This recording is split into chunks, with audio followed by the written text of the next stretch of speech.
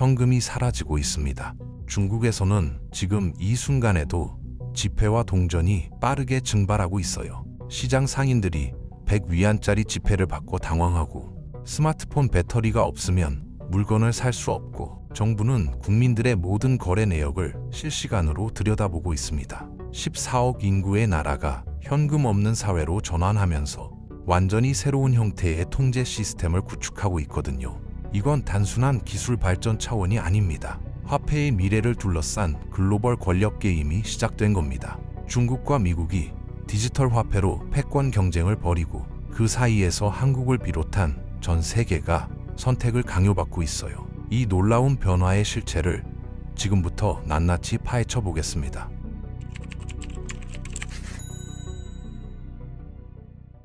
베이징의 한 아파트 단지 앞 채소 시장에서 황당한 일이 벌어졌어요. 자신의 텃밭에서 직접 기른 유기농 채소를 들고 나온 농부들이 모바일 결제로만 거래하고 있었습니다. 싱싱한 부추 한 단을 사려던 한 손님이 100위안짜리 지폐를 꺼내자 상인이 난감한 표정을 지었어요. 거스름돈이 없다는 겁니다. 주변 다른 상인들에게 물어봐도 마찬가지였어요. 현금을 쓰는 사람이 거의 없다 보니 아예 잔돈을 준비하지 않는 거예요. 손님은 당황했습니다. 스마트폰 배터리가 다 떨어져서 앱을 쓸 수도 없는 상황이었거든요. 100위안은 우리 돈으로 약 2만 원 정도인데 부추 한 단 가격은 고작 몇천 원이에요.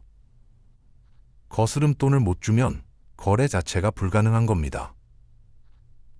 다행히 옆 가게 주인의 도움으로 겨우 거스름돈을 받을 수 있었지만, 이런 일은 중국 전역에서 매일같이 일어나고 있어요. 한 손님은 이렇게 말합니다. 시장에서 장을 보고 결제를 못하면 그냥 올 수밖에 없다고요. 나중에 다시 가서 가져온다는 겁니다. 오늘은 다행히 현금을 가져와서 살 수 있었다면서요. 중국은 지금 세계에서 가장 빠르게 현금 없는 사회로 전환하고 있습니다. 자전거 공화국이라 불리던 중국에서는 공유 자전거가 폭발적인 인기를 끌고 있는데, 이 모든 게 모바일 결제 덕분에 가능해진 거예요. 전체 인구의 71.4%가 모바일 결제를 사용하고 있습니다. 2019년 기준이니까 지금은 8%를 훌쩍 넘어섰을 거예요. 중국의 모바일 결제 시장 규모를 보면 정말 놀라운데요. 2014년만 해도 6조 원 수준이었던 게 2015년 12조, 2016년 59조, 2017년 120조, 2018년에는 무려 191조 원으로 폭증했습니다. 전체 시장 규모로 따지면 우리 돈 약 3경 2천조 원이 넘어요. 경이라는 단위는 일상에서 거의 쓰지 않는 숫자죠. 상상이 안 되는 규모입니다. 공유 자전거를 빌리는 것부터 길거리 노점에서 물건을 사는 것, 식당에서 밥값을 내는 것, 택시비를 지불하는 것까지 모든 게 스마트폰 하나로 해결되거든요. QR코드를 스캔하면 순식간에 결제가 완료됩니다. 심지어 거지들도 구걸할 때 QR코드를 들고 다닐 정도예요. 베이징 대학교 경제학과 교수는 이렇게 설명합니다. 현금보다 편리하면 사람들은 당연히 디지털 화폐를 쓸 거라고요. 중국은 이미 서비스망을 전국에 깔아놨고, 중앙은행이 디지털 화폐를 발행하기만 하면 전자결제 시스템과 자동으로 연결될 준비가 다 되어 있다는 겁니다. 단순히 편리함을 넘어서 완전히 새로운 화폐 시스템을 구축하고 있는 거예요. 그런데 이 과정에서 예상치 못한 변수가 나타났습니다. 바로 가상화폐의 등장이에요. 상하이에 사는 주메이라는 젊은이가 있습니다. 평범한 금융회사 직장인이었던 그는 2017년 8월에 비트코인을 처음 알게 됐어요. 코인 세계에서의 하루가 인간 세상의 10년이라는 말을 들었을 때 그는 이게 세상을 바꿀 거라고 확신했습니다. 지금 그는 가상화폐 투자 분석 회사를 운영하면서 온라인 구독자만 91만 명을 보유하고 있어요. 최고 전성기 때는 하루 수입이 14만 위안, 우리 돈으로 약 2천만 원이 넘었다고 하더군요. 현재 비트코인을 300개 넘게 보유하고 있다는데 가치로 따지면 수백억 원대입니다. 하지만 가상화폐는 양날의 검이에요. 2020년 2월만 해도 비트코인 가격이 $10,000였는데 한 달도 안 돼서 $3,800까지 폭락했습니다. 주메이는 그때 자신 자산의 70%를 날렸어요. 하루에도 몇 번씩 수억 원이 생겼다 사라지는 극심한 변동성을 견뎌야 하는 겁니다. 안정적 자산인 현금과는 완전히 다른 세계죠. 그런데도 중국 젊은이들 사이에서 가상화폐 투자 열풍은 식을 줄 몰라요. 한탕주의가 아니라 기존 금융 시스템에 대한 불신 때문이거든요. 가상화폐의 가장 큰 문제는 불법 자금 세탁입니다. 중앙은행과 국가의 통제를 받지 않다 보니 부정부패로 모은 돈을 해외로 빼돌리는 수단으로 악용되는 거예요. 중국 정부는 이걸 막기 위해 2017년에 가상화폐 거래를 전면 금지시켰습니다. 국내 거래소는 물론이고 해외 플랫폼 접속까지 차단했어요. 암호화폐 거래를 완전히 금지한다는 강력한 메시지를 보낸 겁니다. 그런데도 사람들의 관심은 사그라들지 않고 있습니다. 지하로 숨어들었을 뿐이거든요. 내몽골 지역에는 비트코인 채굴 공장이 버젓이 돌아가고 있어요. 이 공장에는 총 8개 동이 작업장이 있고 10,000대가 넘는 채굴기가 24시간 365일 쉬지 않고 돌아갑니다. 전성기 때는 5만 대까지 가동됐다고 해요. 왜 내몽골이냐면 전기료가 싸기 때문입니다. 채굴에는 어마어마한 전력이 들어가거든요. 10,000대의 컴퓨터를 쉬지 않고 돌리려면 전기료만 수억 원이 나와요. 그래서 전기료가 저렴한 지역에 공장을 차린 겁니다. 이 컴퓨터들이 복잡한 암호를 풀면 비트코인 하나를 보상으로 받는데 그 기간이 무려 4년에서 5년 정도 걸립니다. 비트코인 하나가 $10,000, 우리 돈 약 1,200만 원 정도니까 이 공장에서만 1,200억 원 규모의 비트코인이 채굴되고 있는 셈이죠. 어마어마한 규모입니다. 채굴 공장 책임자 류싱엔 씨는 이렇게 설명해요. 한 대의 기계로는 계산력에 한계가 있어서 여러 대를 동시에 돌려야 한다는 겁니다. 위안화 지폐 일련 번호처럼 뒤죽박죽 섞인 숫자를 정확하게 맞추면 블록체인이 자동으로 코인 하나를 보상으로 줍니다. 시간이 지날수록 암호를 푸는 난이도는 점점 더 높아져요. 비트코인의 총 개수는 2,100만 개로 정해져 있고 2040년이면 모든 채굴이 종료됩니다. 그래서 경쟁은 갈수록 치열할 수밖에 없어요. 나중에 갈수록 하나 얻기가 더 어려워지니까 모두 서두르는 겁니다. 비트코인은 2008년 금융위기 이후에 탄생했습니다. 리먼 브라더스 사태를 겪으면서 사람들이 중앙집중식 금융 시스템에 대한 불신이 폭발한 거예요. 중앙은행 같은 중재자 없이도 개인들끼리 직접 거래할 수 있는 화폐를 만들자는 아이디어였죠. 창시자는 나카모토 사토시라는 베일에 쌓인 인물인데 호주의 프로그래머 크레이그 라이트가 자신이라고 주장하기도 했지만 확실하지 않아요. 중요한 건 비트코인이 거래 장부를 전 세계 수많은 컴퓨터에 분산해서 저장하고 그 기록을 변경할 수 없도록 암호화했다는 점입니다. 이론적으로는 누구도 조작할 수 없는 완벽한 시스템이거든요. 게다가 환율 제약 없이 전 세계 어디서나 사용할 수 있다는 게 엄청난 매력이에요. 베네수엘라 같은 나라에서는 실제로 가상화폐가 생존수단이 되고 있습니다. 하이퍼인플레이션으로 자국 화폐인 볼리바르가 완전히 휴지 조각이 됐거든요. 물가가 하루에도 몇 번씩 뛰어오르니까 아침에 빵 살 돈이 저녁엔 휴지도 못 사는 상황이 벌어진 겁니다. 2018년 한 해 동안 인플레이션율이 무려 100만 %를 넘었어요. 100만 %라는 게 상상이 되나요? 작년에 100만 원이던 게 올해는 100억 원이 되는 거예요. 완전히 미친 상황입니다. 베네수엘라 정부는 긴급하게 석유 기반의 디지털 화폐인 페트로를 발행했어요. 자국 화폐가 붕괴되자 국가가 직접 나서서 디지털 화폐를 만든 겁니다. 베네수엘라는 세계 최대 석유 매장량을 보유한 나라예요. 그 석유 가치를 담보로 디지털 화폐를 발행한다는 아이디어였죠. 하지만 국제사회는 이걸 사기극이라고 비난했습니다. 미국을 비롯한 여러 나라가 페트로 거래를 금지시켰어요. 현지 가상화폐 사업체를 운영하는 호레 파리아스는 이렇게 말합니다. 암호화폐도 물론 변동성이 있지만 볼리바르처럼 초인플레이션 영향을 받지는 않는다고요. 오히려 비트코인이 훨씬 안정적인 자산이라는 겁니다. 이게 얼마나 아이러니한 상황인지 아시겠어요?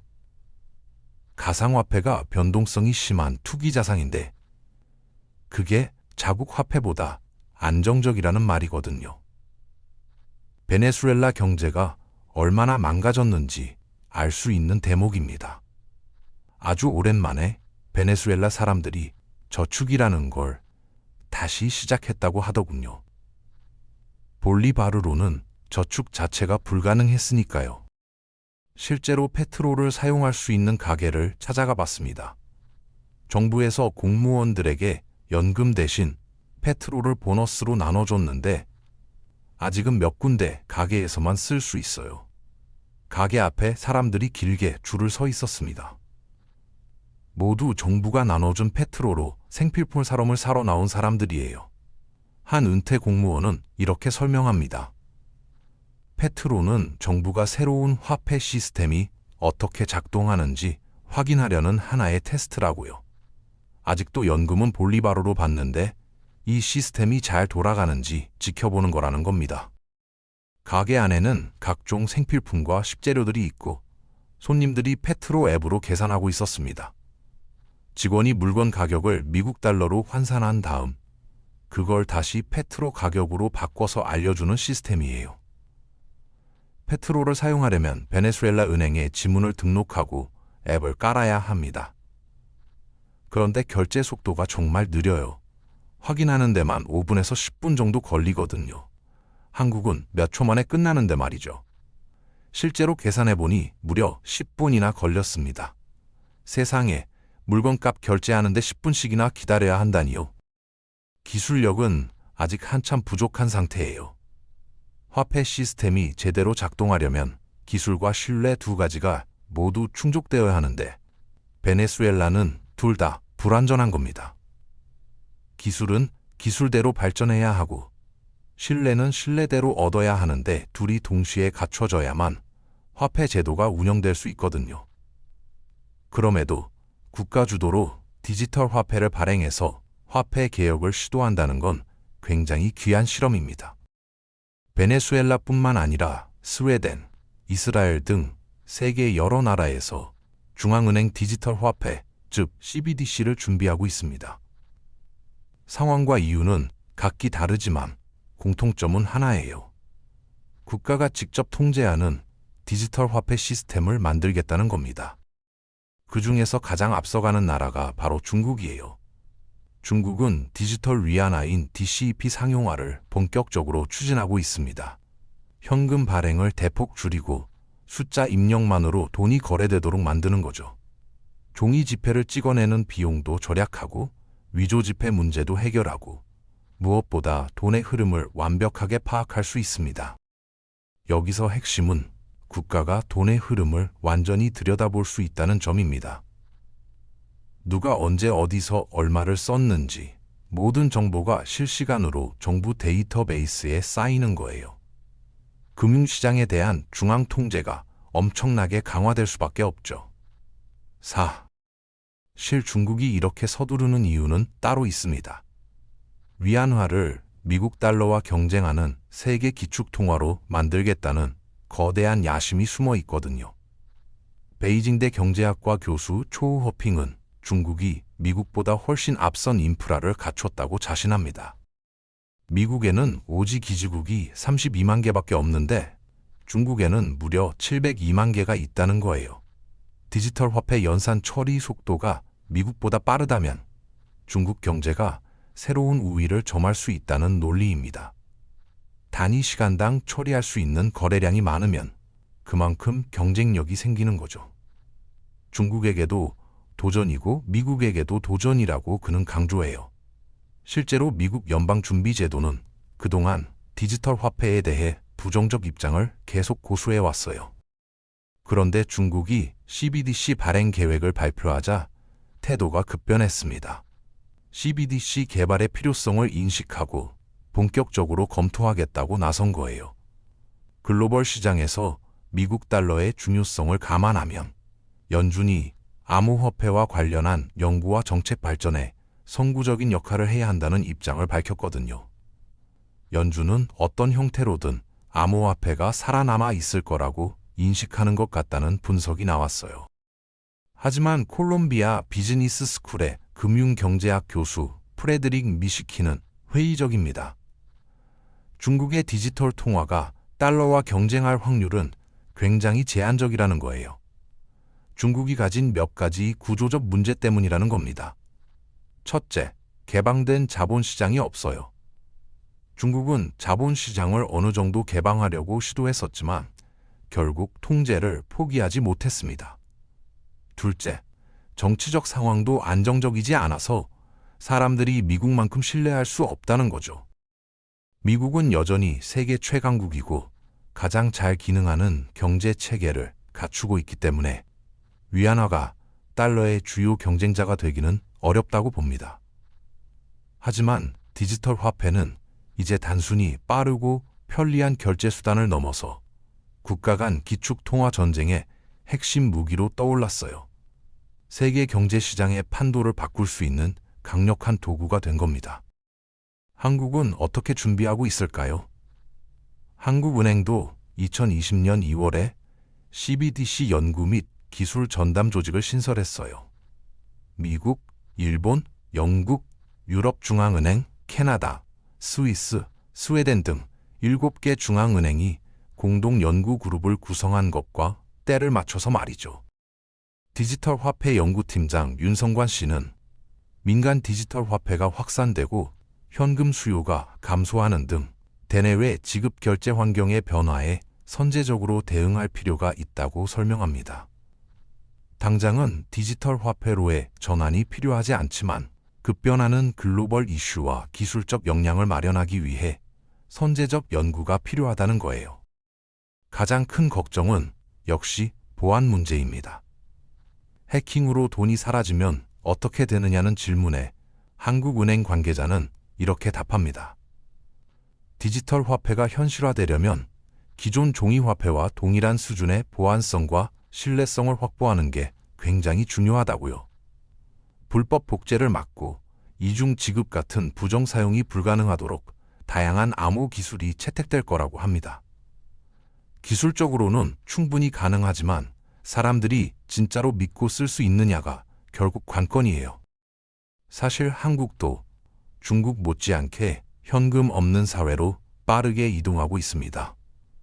신용카드와 모바일페이 사용률이 세계 최고 수준이거든요. 젊은 세대는 지갑을 안 들고 다니는 게 당연해졌어요. 편의점에서 커피 한 잔 사는 것도 카드나 휴대폰으로 결제하죠. 하지만 중국처럼 국가가 모든 거래를 실시간으로 감시하는 시스템은 아직 없습니다.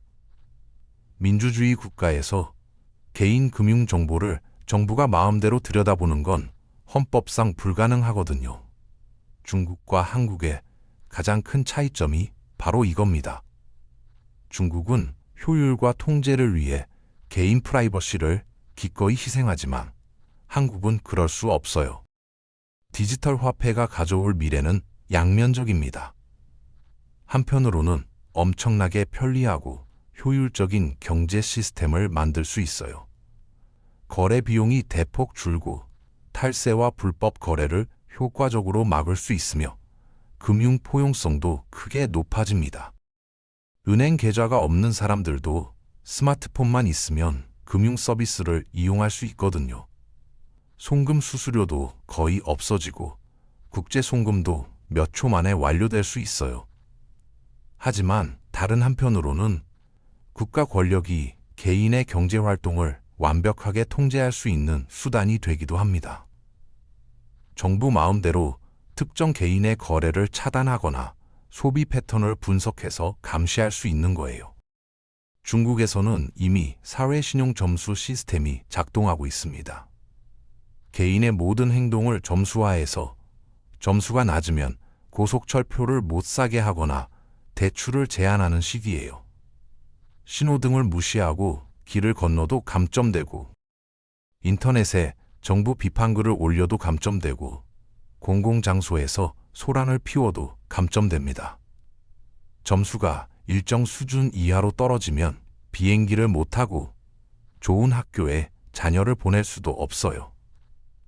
디지털 화폐가 여기에 결합되면 통제력은 상상을 초월할 겁니다.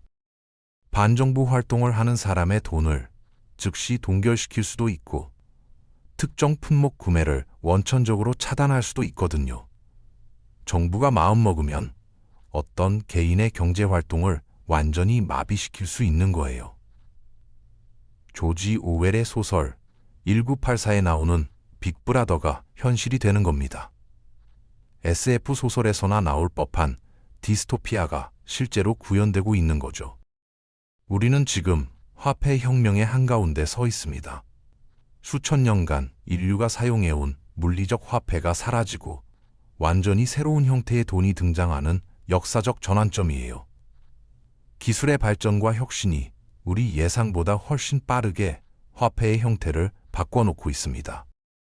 중국은 이 변화를 주도하면서 글로벌 금융 질서를 재편하려 하고, 미국은 달러 패권을 지키기 위해 뒤늦게 대응하고 있으며, 한국을 비롯한 다른 나라들은 어느 편에 설지 고민하고 있는 상황이에요. 그렇다면 우리는 이 거대한 변화를 어떻게 받아들여야 할까요? 편리함과 효율성을 얻는 대신 프라이버시와 자유를 포기해야 하는 걸까요? 중국처럼 국가 통제형 디지털 화폐 시스템을 받아들일 것인가? 아니면 개인의 자유를 지키면서도 기술 발전을 이룰 수 있는 제3의 길을 찾을 것인가? 한국은 IT 강국으로서 어떤 모델을 선택해야 할까요? 새로운 화폐 패러다임 속에서 우리가 지켜야 할 가치는 무엇이고, 또 어떤 미래를 준비해야 할까요?